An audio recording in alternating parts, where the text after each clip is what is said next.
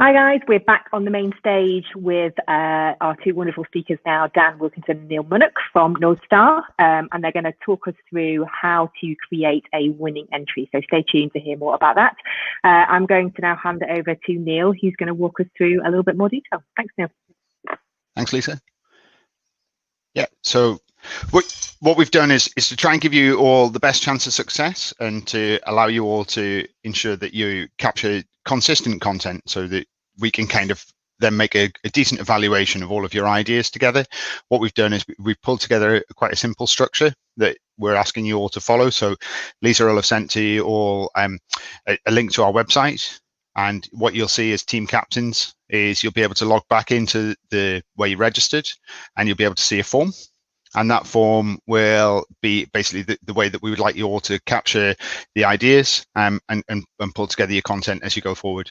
But what we're going to be doing is basically structuring as you go through the process. We'll be trying to give you the best chance of success by giving you some really simple tools and techniques you can use at each different stage that will allow you to then kind of formulate and create really good ideas and really good solutions to problems. So Dan, if you want to skip on. So as we talked about just before, for all of you who were at the live stage event, then basically we've got two really sort of global problems that we're looking to try and solve. So obviously what we want you to do is to look at problems that are facing healthcare and education. And really through this innovation hothouse, what we want you to do is to work through a process of design thinking so that you can really try and solve those problems. So you'll all have seen, or you all should have seen the videos that we sent out, the problem statements from both education and healthcare. And those will really allow you to get under the skin of the problems that are facing people who work and who are accessing those areas at the moment. And particularly with COVID-19, those are two sort of immediate problems that are facing people, is how we drive up engagement and access to both healthcare and education, how technology can really help to improve that for people. So Dan, if you want to skip on. So design thinking is a process.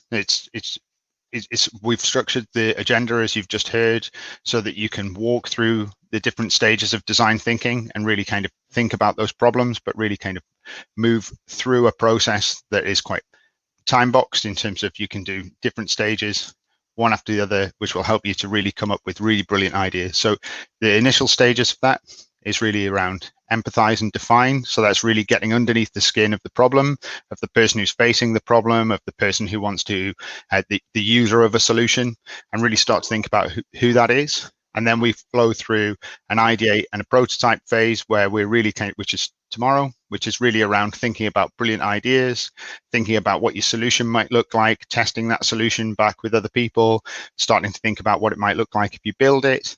And then on Thursday, what we'll be doing is then testing out those ideas. So for us within the hothouse, the idea of testing it out is really kind of playing it back to other people, talking about your idea with our judging panel, and then obviously we'll give you some feedback on that, and also because it's a competitive process, they will be picking a winner. Dan, okay. So empathize is really the most important piece of the whole process. Within empathize, what we really want you to do is to think about your customer or your user, the person who faces the problem, and really walk a mile in their shoes. So this is really kind of creating an empathy map, understanding the problems that they face, and really getting underneath the skin of them. So it's not thinking about their problem from your perspective, it's thinking about their problem from their perspective.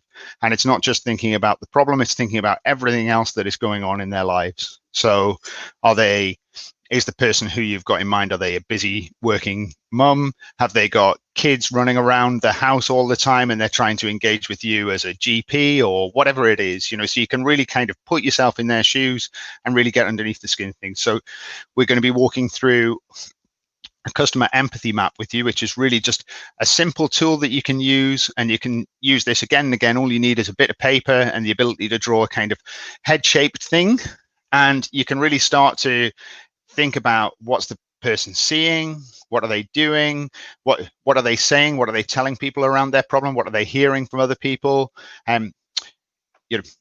what do they do today? What are we trying to drive them to do differently? But it's really just a simple technique where you can lay out an empathy map. Is a really easy tool to use, and it allows you to, it allows you to get underneath the skin of the customer or the user of your solution. And absolutely, Ray, I see the questions come in. There is a template for the empathy map, which is here on the screen, and we'll be sharing all of this stuff so that everybody can get access to it. But like I say, you don't necessarily need to even use our template. All you need to be able to do is have a blank sheet of paper, be able to draw, a rough idea of a person on a bit of paper and put across through them, and you can start to think about, it's just a good way of structuring your content so you can really get underneath the skin of somebody. Okay, and then define is really, so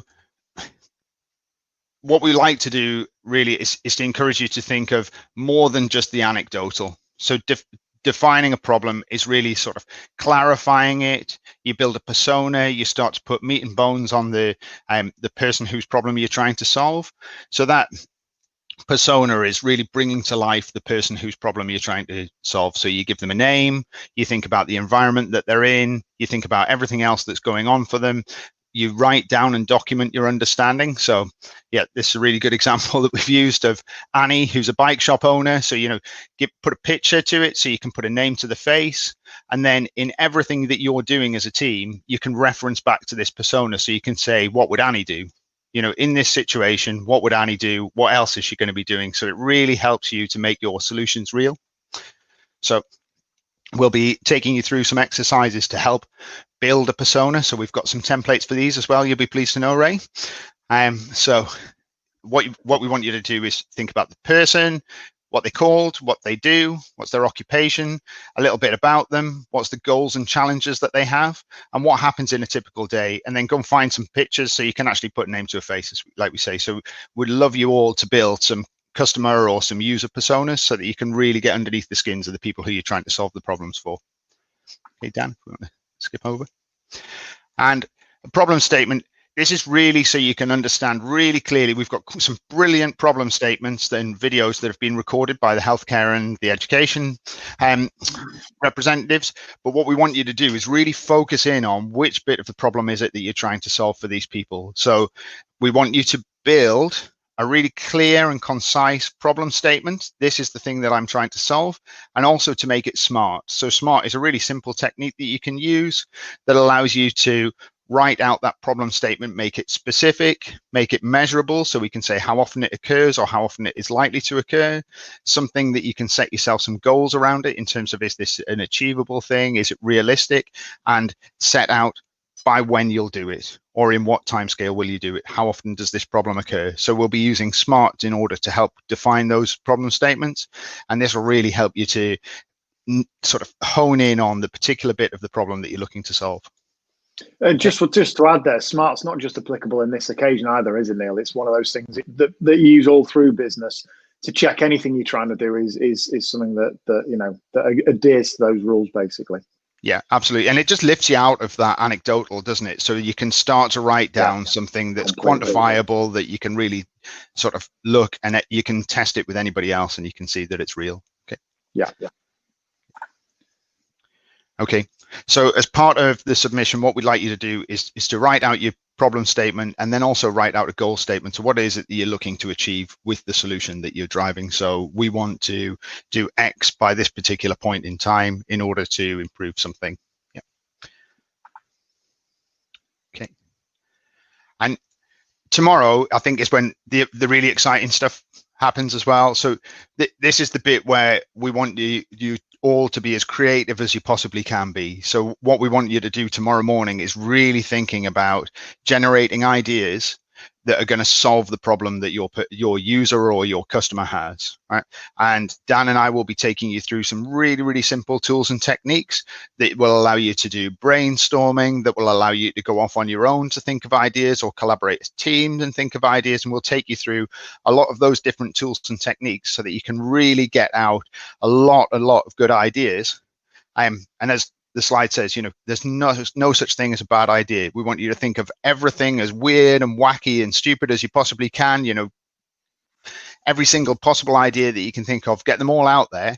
And then what we'll do is through prototype phase, what we'll start to do is then think about what other ways you can then start to build solutions for it. So again, ideation is really around some really simple tools and techniques, which we'll go through with you tomorrow.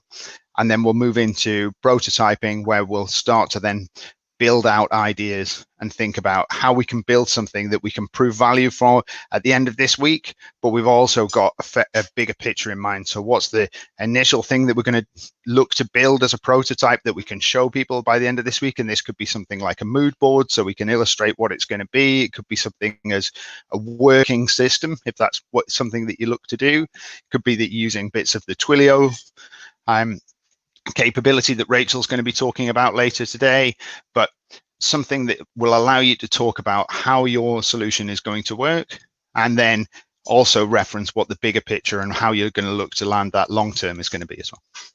Okay.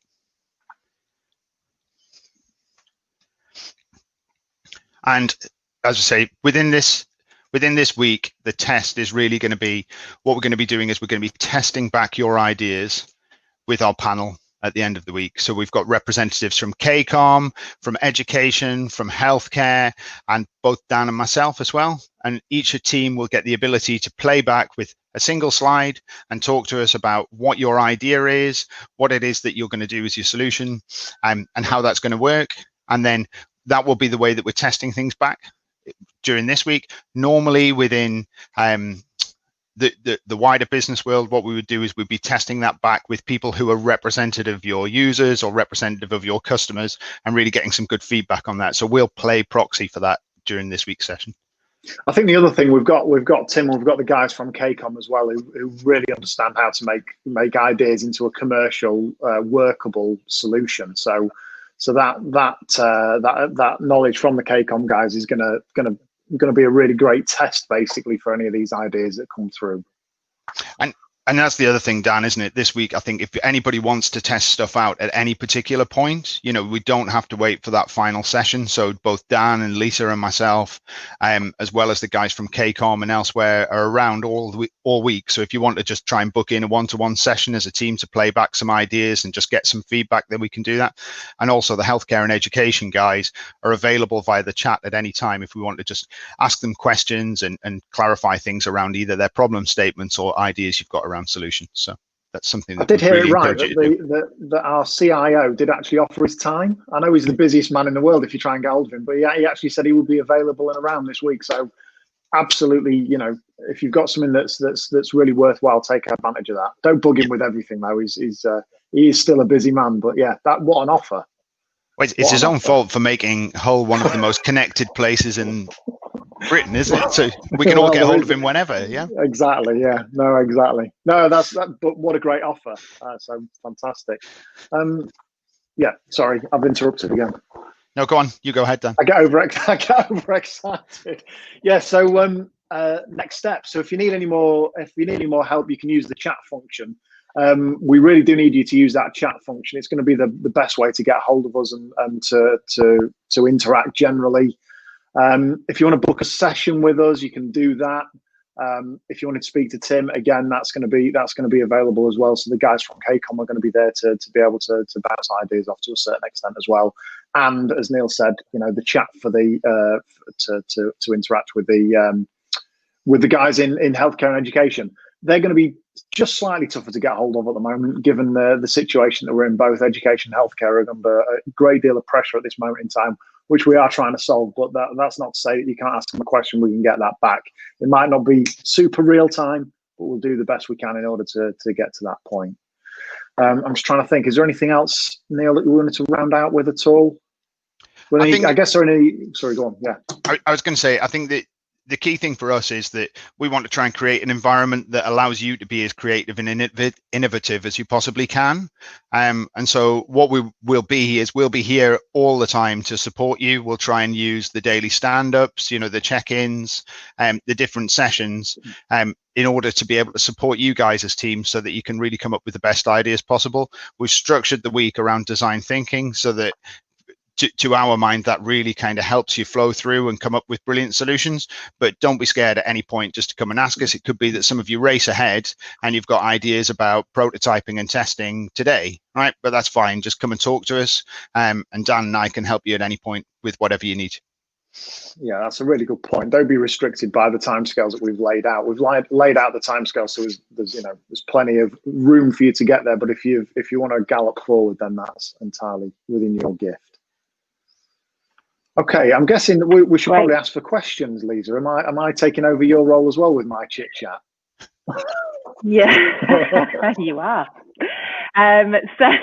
So if anybody's got any questions on the chat functionality, we'll take a couple of those here. We do have a good kind of 10 minutes or so before the next main stage. So if we've finished on the main stage here, I can ask Dan and Neil to hop over into the Q&A session, which is on the sessions button on the left hand side, and actually you can ask them physical questions on there rather than it being just lecture and theatre style, which is probably easier actually, if anybody's got any questions, and then we can join back in at 10:30 for Quiz Book, who's going to be talking to us a little bit about he's going to be talking a little bit about how to kind of design and deliver great customer experience by really getting into the kind of the thoughts and the head of customers. So it's like Dan said earlier on, a session not to be missed. So join us at 10:30 for that. But if anybody's not got any questions on the chat, we'll close down this main session. And if you want to head over and ask the guys some sessions, just click on the sessions button on the side, click on the top Q&A, and they'll be available to take questions. Thanks for your time. Speak soon. Speak to you very soon. All right. Cheers. All right.